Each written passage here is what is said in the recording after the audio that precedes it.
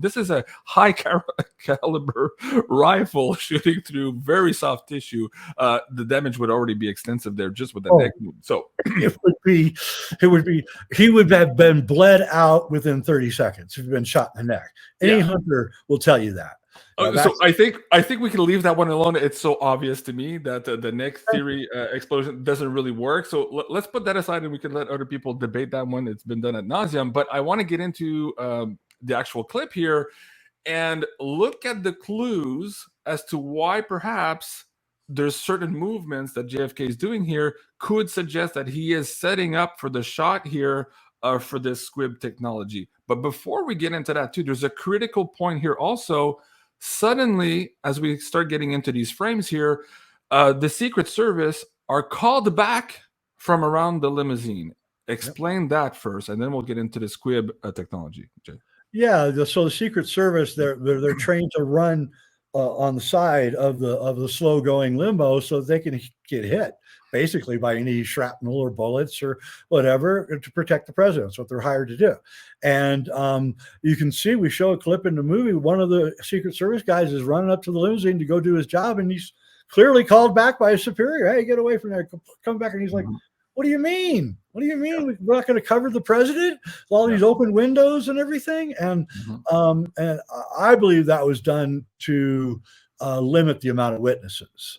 I also believe that's why there's very few people in Dealey Plaza after the splice, because again, it's to limit the amount of witnesses and keep everything as tightly controlled as possible. We all know that Secret Service went and collected all the cameras, all of the photographs, everything is immediately after the so-called assassination. And all the witnesses said, no, I gave my camera to this guy who claimed he was in the Secret Service, and they all got confiscated and they were never seen again. And just to be clear, they're doing that today too. I was watching their video the other day of Kim Jong-un, and all the Secret Service are running next to the limousine. This is still standard practice even today in 2024. Okay, let's go back to, let me see if I can bring this up for the audience here. We'll play this clip here. I'm not sure I'm exactly at the right spot here, but we see that first scene here where he seems to be grabbing something, and the Warren Commission, he said he's holding at his neck. But if that were the case here, we'd already see big blood spatter, which we don't. But again, we'll move past here and explain this here. I'll keep going here, but explain what you think is the sequence of events here, and why it's being obfuscated at the bottom of the screen. Let's roll through this, and then we'll roll back again. Okay, that's the film, the high quality film. You notice there's no brain matter or anything on the back trunk or anything. Let's go back and start that again then. I will show you. And so far, except for that little puff of smoke around his head, there's no blood on anybody else, on the seat in front, on his wife either. So let me just scroll back here. I'll go that. It's a little bit harder to do on this screen here. We'll see if I get you. Point. Okay, hold on. Come on. You can do it. There you go. All right. So he comes behind the freeway sign, and he's supposedly grabbing the neck wound with no blood, but he's not really grabbing the neck at all. What he's really doing is he's reaching into his jacket and he's pulling something out, and he's placing it right here on the right side of his face. And you can clearly see it in the shot. And it's right casting a shadow in the noonday sun. There it is. It's right there on the side of his face. Jim Fetzer, who studied the Zapruder film extensively, he calls that the blob, and he believes that it was done post in the studio later with a paint or something. He can't understand what he's looking at, so he writes in his book, The Zapruder Film Hoax, that the blob is evidence that this film has been tampered with. But he never questions why there is no blood on the neck wound, and why Kennedy actually is not really gripping his neck. If you actually look at the shot where he's supposedly gripping his neck, his hands are actually here. They're not up here. And the right hand. Two things to notice too. If he's shot in the neck, his white collar is still white. His cufflinks and cuffs there are still absolutely white. She has no blood on her. Like it would be hitting, honestly, just I don't want to gross anybody out. It would be hitting the back seat of the car in front of them. It would be shooting out. I mean, it would be so grotesque that you really wouldn't even be able to look at it. But there's no blood at all. And when they took a picture of the back seat of the car at Parkland Hospital, there was probably a tablespoon of blood on the back seat, something like that. It didn't even look real, to be honest with you. Yeah. No, a head wound and a neck wound at that point would be devastating. Okay. So how far further else do I go with this? So essentially here, spell it out to people. Yeah. What do you think just happened here? So there seems to be a coordination also with his wife. She seems to be in on the move. Why is she hopping on the back of the limousine? Also, in the mainstream news, they were saying that she was trying to get a piece of his head that had flown out. That's the main story. But how do you associate that now with the script technology? What is she doing? What's her role in all of this? All right. So first, I want to point out that when the car comes behind the freeway sign, every single occupant in that car, the driver, the Secret Service agent to his right, John Connolly, and John Connolly's wife are all looking at JFK. All of them. You can see it in the film. All 4 people. Not Jackie, though. Jackie is nonchalantly looking off to her left as if nothing happened. Don't forget, high-powered rifle shots are ringing out here. 30 caliber rifle shots. I don't know if you know how loud those are, but they're really loud. And in a cavernous downtown area, it's going to be even louder. But nobody in the car is reacting to rifle shots. They're all looking at JFK. And as soon as so I'm just going to say it. So JFK, for reasons that we talk about in the movie, he places something right here on his face, and you can clearly see it. And Oliver Stone cuts those frames out of his movie, by the way. So you do not see it in his movie.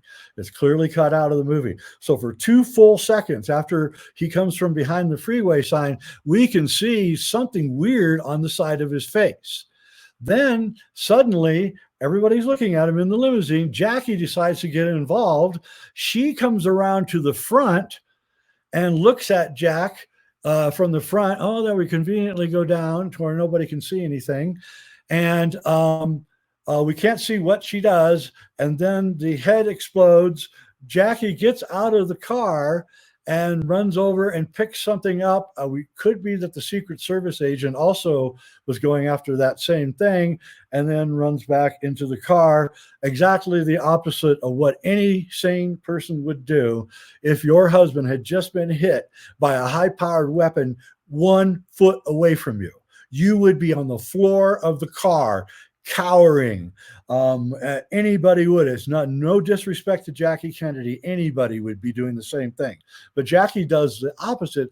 She goes out and exposes herself even more to the would-be shooters, intentionally grabbing something off the hood, which in our enhanced version you can actually see.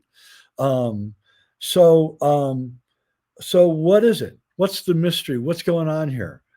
Well, I mean, I really want you to go see my film.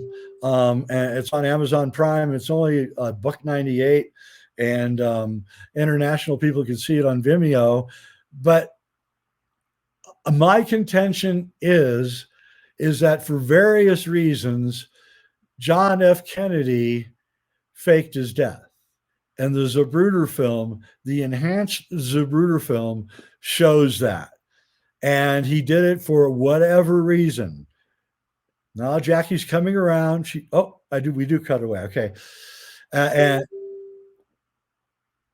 what Jackie is doing is she's coming around and she's reaching up and she's pulling the string on the squib, which is what is right here on the side of his face.